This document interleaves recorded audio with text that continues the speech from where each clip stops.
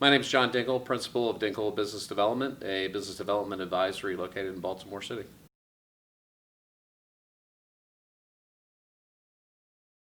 I would like to talk about building a business development strategy.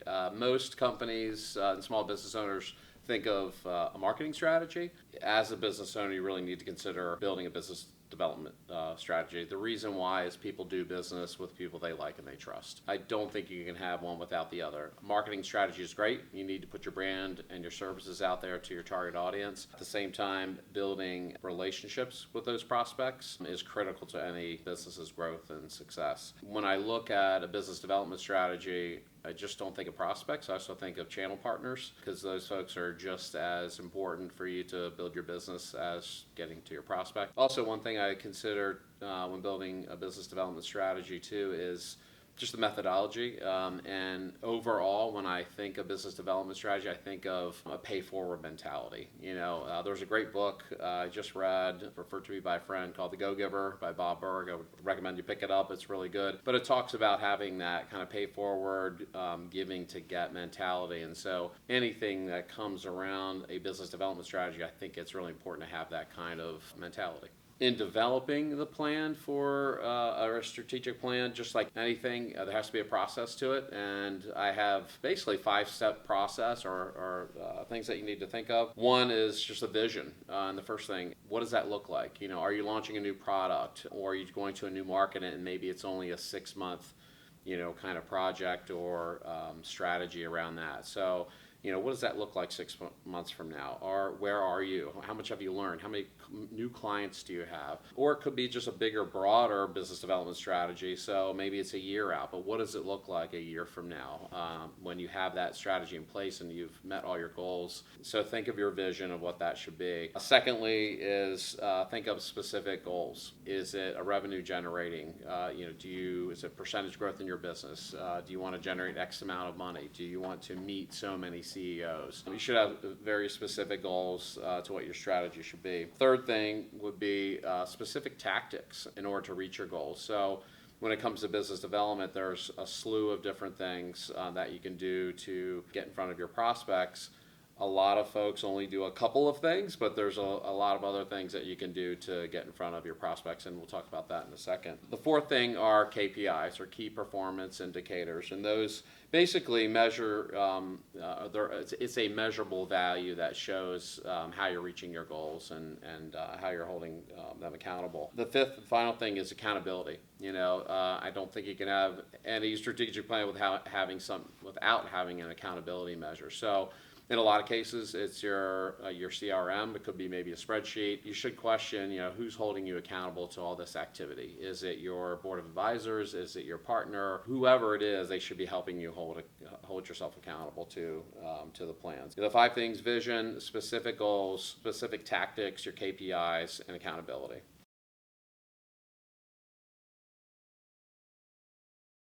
So the difference between marketing and business development, in my eyes, and you probably get 100 different answers for this, but marketing is really are things that you use to get your product and your brand out in front of your target market. So when you think of marketing, you think of social media, you think of advertising, you think of SEM and SEO types of things, whereas business development is about building relationships. It's that one-on-one conversation, those one-on-one interactions. So networking to business development roundtables to content strategy, all these things to try to build that relationship with a prospect or a channel partner. Whereas marketing is really just getting your message, getting your brand out in front of your target market in a big way.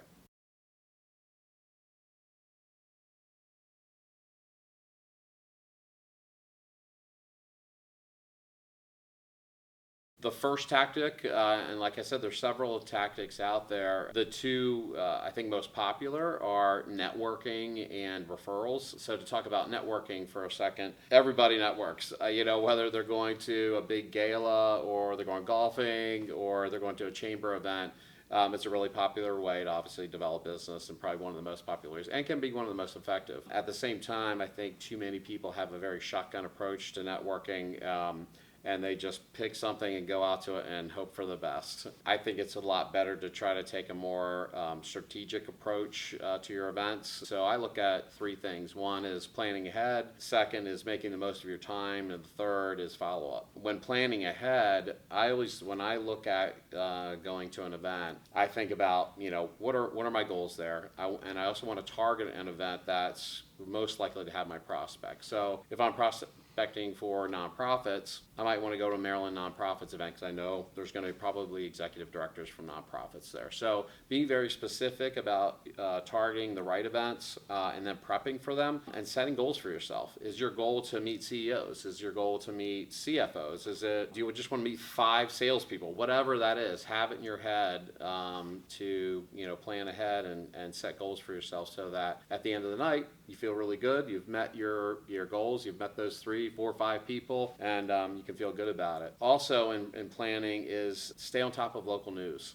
Subscribe to one of the news services out there, whether it's the Baltimore Business Journal, the Daily Record. Technically, there's a number of websites to make sure you keep informed of what's happening in the local community. Just stay up on the local news because a lot of times it can be good icebreakers for when you're going to a networking event. Another tip would be obviously to practice your 30-second elevator speech.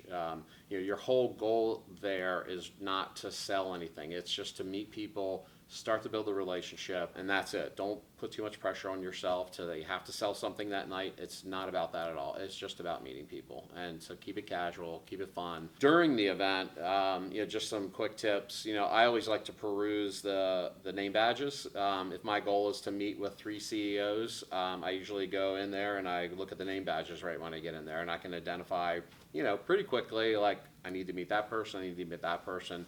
And it's a good way if you don't have the attendee list ahead of time to kind of get an idea of who you want to meet. And then sometimes I'll use the host organization to introduce me. Usually the principal of that organization is there, and they're there to make sure that everybody has a good time and they're networking really well. So I always, kind of use that tactic. Also, in prepping ahead of time, if there are speakers or award winners, I try to reach out to them beforehand and say, hey, I know you're speaking, or I know you're being awarded, congratulations. I'd love to hook up with you at the event and just spend a couple minutes with you, that kind of thing. And then when it comes to the actual networking itself, there's a lot of little tricks and tips that you can use to get to the people that you want to get to. There's a lot of body language in networking, so you need to be cognizant of that. Again, prepping for that 30-second elevator speech, a number of other, smaller things that you can do to try to make the best of that networking event. And then the third most important thing is follow-up. Most people maybe do a great job of getting 2 or 3 or 4 or 5 contacts, but they're terrible at follow-up, and that's the most important part. So what I always recommend is immediately, like that night, go in and connect with them on LinkedIn, if that's the least thing you're going to do. Next thing I would do is just reach out to them. During that conversation, it's a good idea to take notes. I usually have business cards with no back on them, and I take notes of things that we might talk about in that conversation. And it could be, whether it's a political topic or a business topic or their company, something about their company or something personal. I use that then when I follow up with them because I might send them an article that I saw that is in reference to what we talked about. I might congratulate them on the award that they just won. So I'm always trying to think of what kind of value can I bring that person as a follow-up. So sending them an article, introducing them to someone that they might want to meet, inviting them to another event that's down the road.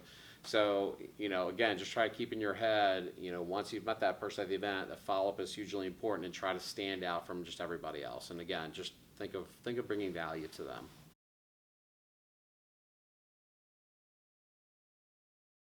Another strategy that a lot of people use is referrals. In my experience and the clients I work with, referrals is what drives their business. At the same time, most people don't have a referral strategy. They're using networking. They're out in the community. They may be on boards. Their brand gets to be such that they start to get some referrals. There can be built a strategy around that. And what I like to teach folks is make a list of champions of your business. People that on your board of advisors. They're your friends, they're your best clients. Make a short list of those folks that you feel comfortable in asking for an introduction. And then I use a process through LinkedIn to try to look at those champions and see how they're connected with my prospects, so I can ask my then champion to give me a direct referral, as opposed to, hey, do you know somebody at Under Armour? It's, hey, I see that you're friends with X at Under Armour. Would you mind doing a warm introduction for me? And then doing it on a consistent basis and setting goals for yourself. The biggest thing about business development is, it's not rocket science, but it does take focus, it does take creativity, and you need to keep at it. It's not something that you just do 1 month and that's it. It is a process that you need to continue doing month after month. And in referrals, set a goal for yourself. Ask for 2 referrals a month. Ask for 4 referrals a month, and just keep doing it. Hold yourself accountable to doing that each month, and you'll be successful with it.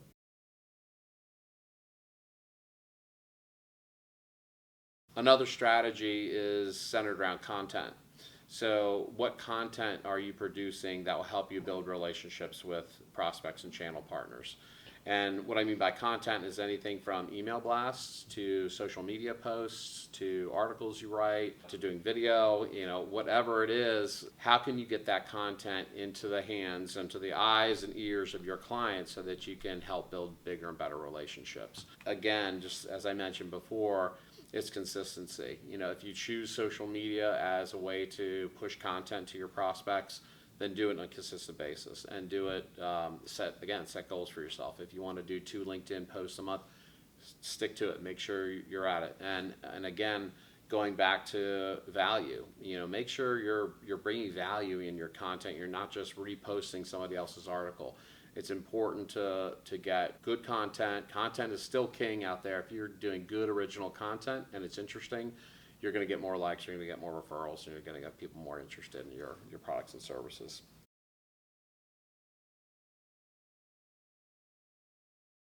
Another method of building relationships is in-house events, and I look at 2 particular types of in-house events. One is educational and one is more celebratory. For educational events, it's looking at what's the hot topic that your prospects are looking for in their industry, and bringing in industry experts, preferably yourself and your services, and bringing them into your place of business to do a brief educational event. The second piece is a celebratory event. So if you have a grand opening or an anniversary, or you're launching a new product, it's a good way to bring in potential prospects and clients to build your relationships.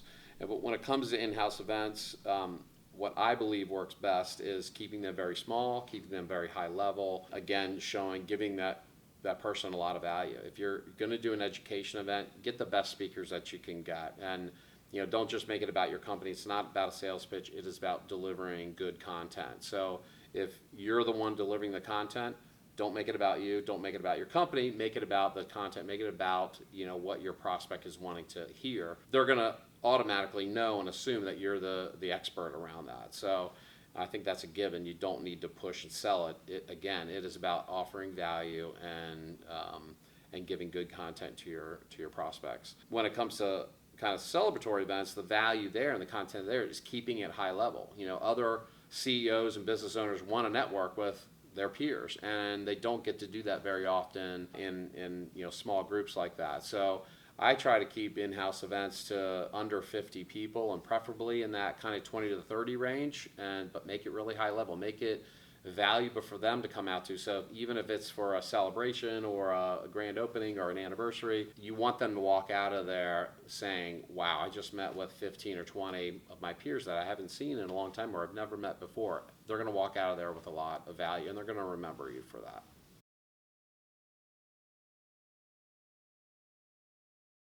Another business development tactic is channel management. So, and what I mean by that are building relationships with your channel partners. And those are companies that basically sell other products and services to your prospects. So they're not competitors, they're other people, other companies that are selling to the same prospects as you, but you can then build relationships with them to get referrals, get information. I think they're just as necessary in building channel partnership relationships as they are with your prospects, because and what I would recommend there is, again, going back to value, is how can you introduce them to someone?